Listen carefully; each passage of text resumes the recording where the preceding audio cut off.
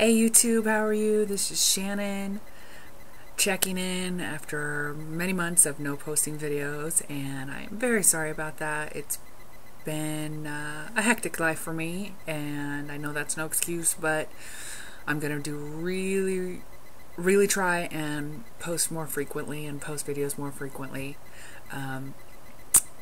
Just a little background reminder on me. I live in California. I had gastric bypass surgery on February 10th. Before I decided to have gastric bypass surgery, I was 290 pounds. My weight as of the surgery date was 277. I had lost a little bit going through health classes, which were required by my insurance company, and so I dropped a little bit of weight doing that. So pre-op, the date of my surgery, I was 277 pounds, and today I am 217. So total loss has been 60 pounds, which I'm really happy with. I'm slowing down a little bit, but I'm okay. I'm still losing, and I'm still really happy. The reason I didn't post videos right after my surgery, or even a couple months after my surgery, was I had some complications, unfortunately. My surgery went great. The surgery itself went great. I had RNY, gastric bypass. Spent 3 days in the hospital, standard, like everybody else, 3 to 4 days. I was really nauseous after surgery.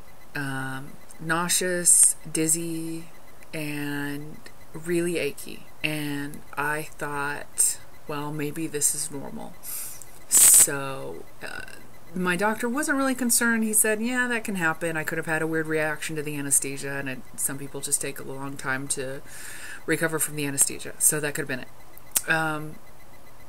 So they released me. About 2 weeks later, I was still feeling the exact same. I was on liquids and could barely keep any liquids down. Everything made me nauseous. Water made me nauseous. Crystal Light made me nauseous. Watered down juice made me nauseous. Sugar-free popsicles made me nauseous. Every single thing I attempted to eat made me nauseous. Don't even get me started on protein shakes. I couldn't even consider them. I was that nauseous.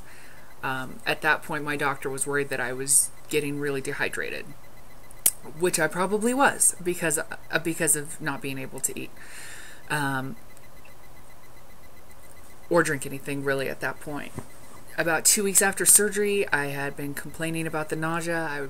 I was keeping up with him, and I was still having issues with the nausea. And so 2 weeks after surgery, I was sent back into the hospital and had spent the night in the hospital, and I was given 3 bags of IV fluid because he was worried that I was dehydrated, which I was. And then at that point, he put me on prescription potassium, and the nausea was still there.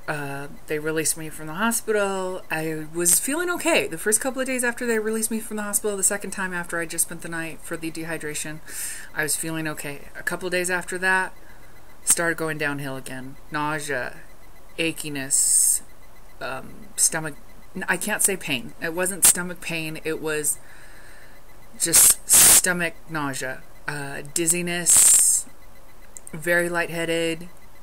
And that was a couple weeks after that. And I was having issues releasing my bowels too. So 2 weeks, so total, month after surgery, my doctor put me back in the hospital. I was in the hospital for 5 days on IV potassium and IV liquids, and my surgeon was hoping that would kind of detect the problem, and I would be able to go home after a week. And I still wasn't feeling better. I couldn't get out of bed. If I stood up, I felt really dizzy. If I just doing something simple like walking to the bathroom just took everything out of me. And even on the liquids and the IVs and the potassium, I still wasn't feeling any better. So on the 5th day, my surgeon comes into my room and says, okay, well, we've done all that we can. We're going to go back in and check out your pouch and find out what's going on. So I got to have a second surgery. Lucky me. I had the surgery. He came out. He said, okay, here's what happened. Your pouch flipped over to its side and my intestine wrapped around the pouch and caused a blockage and created scar tissue, which is why I was having such issues releasing my bowels and with the nausea, because nothing was moving. So he tacked down my pouch with a few stitches, tacked down my intestine with a few stitches, cleared out the scar tissue, and 2 days later he sent me home on pain medication and anti-nausea medication, because I was still feeling a little bit nauseous even after surgery, which was again probably because of the anesthesia. I'm just one of those lucky people that doesn't do well with anesthesia, so I got to learn that the hard way. So he sent me home, and about a week later is when I finally started feeling better. I really had been so concerned that this is it. This is how I'm going to feel. I'm going to feel weak. I'm going to be tired all the time.